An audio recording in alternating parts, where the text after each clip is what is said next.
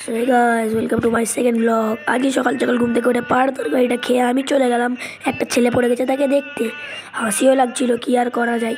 তারপরে তাকে দেখে আর বেশি কিছু না বলে আমি চলে গেলাম আমার চাচাতো ভাইয়ের সঙ্গে সাইকেলে ঘুরতে।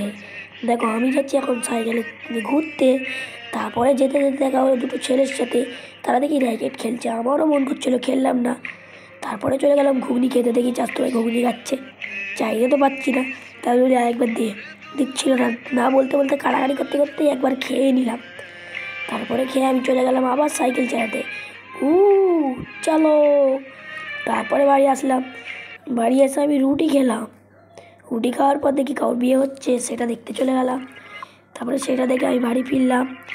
বাড়ি ফেরার পরে মা দিল ভাত। ভাত খেয়ে যখন শুচ্ছিলাম, মনে হচ্ছিল আবার কালকে কী করতে হবে।